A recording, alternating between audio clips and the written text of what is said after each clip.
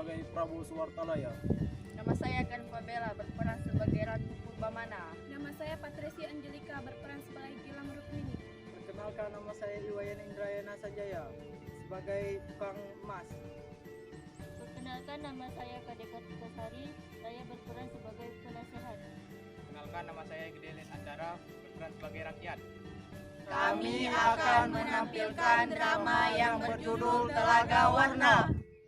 Dikisahkan pada zaman dahulu kala di Jawa Barat terdapat sebuah kerajaan yang bernama Kerajaan Kuta Tanggehan yang dipimpin oleh raja yang arif dan bijaksana, yaitu Prabu Suwartalaya dan Ratu Purbamana.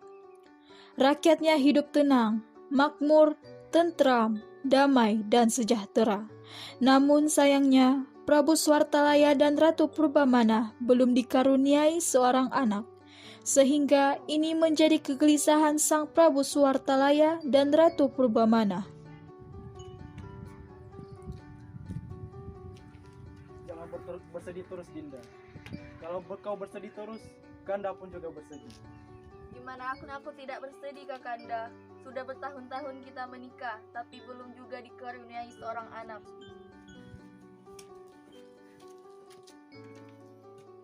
Baginda, supaya Ratu tidak bersedih lagi, sebaiknya kita mengangkat anak raja. Tidak, aku tidak mau punya anak angkat. Aku tidak setuju punya anak angkat. Lebih baik aku memiliki anak kandung saja. Ya kalau begitu. Ratu Purbamana masih terus menangis. Sudahlah, Dinda, jangan bersedih terus. Kanda akan pergi ke hutan untuk bertapa, untuk meminta anak. Baiklah kalau begitu, hati-hati Kakanda. Pergilah Prabu ke hutan untuk bertapa. Di hutan, sang Prabu terus-menerus berdoa agar dikaruniai anak. Beberapa bulan kemudian, keinginan mereka terkabul. Ratu Purbamana pun mulai hamil. Seluruh rakyat senang sekali. Mereka membanjiri istana dengan hadiah. 9 bulan kemudian, Ratu Purbamana melahirkan seorang putri. Putri kita manis ya. Iya Kakanda, kita harus selalu bersyukur. Bagaimana kalau kita beri nama Gilang Rukmini? Aku sih setuju-setuju saja, Kanda.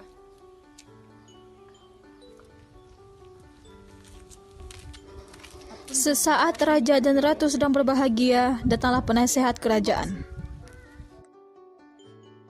Tak hanya keluarga istana yang berbahagia, rakyat turut berbahagia mendengar kabar tersebut. Sayangnya, Gilang Rukmini tidak diasuh secara baik oleh Prabu Suwartalaya dan Ratu Purbamana. Gilang pun tumbuh menjadi gadis yang manja dengan sifat-sifat yang kurang baik.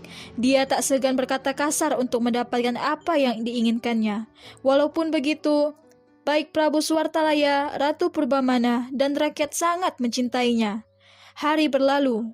Putri pun tumbuh menjadi gadis remaja tercantik di seluruh negeri. Dalam beberapa hari, Putri akan berusia 17 tahun. Maka para penduduk di negeri itu pergi ke istana. Mereka membawa aneka hadiah yang sangat indah. Prabu mengumpulkan hadiah-hadiah yang sangat banyak itu, lalu menyimpannya dalam ruangan istana. Sewaktu-waktu, ia bisa menggunakannya untuk kepentingan rakyat. Prabu hanya mengambil sedikit emas dan permata. Ia membawanya ke ahli perhiasan.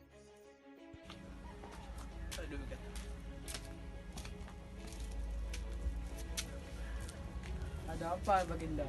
Tolong buatkan kalung untuk putriku tercinta. Dengan senang hati, Baginda.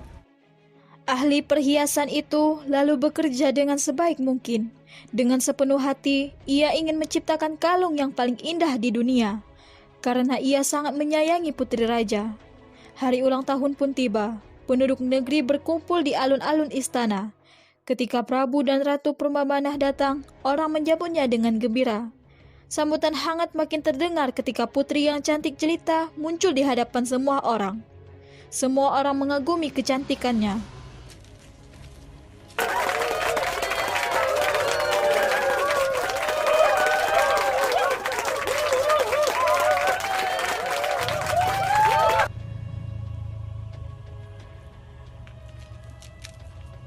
Wah, cantik sekali Putri Baginda. Ya, aku jadi iri.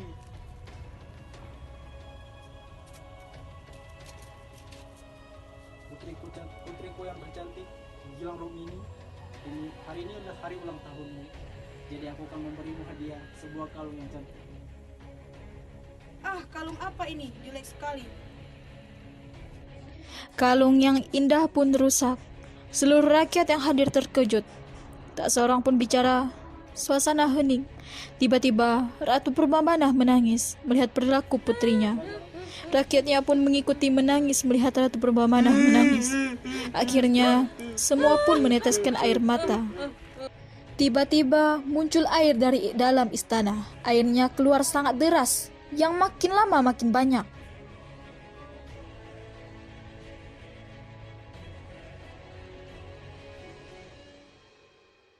Setelah kejadian tersebut, rakyat berteriak-teriak kebingungan, panik, ketakutan, dan tiba-tiba istana pun dipenuhi air dari danau. Lalu danau itu pun makin besar dan menenggelamkan istana. Kemudian terciptalah sebuah danau yang sangat indah. Nama danau itu kini dikenal orang sebagai Telaga Warna.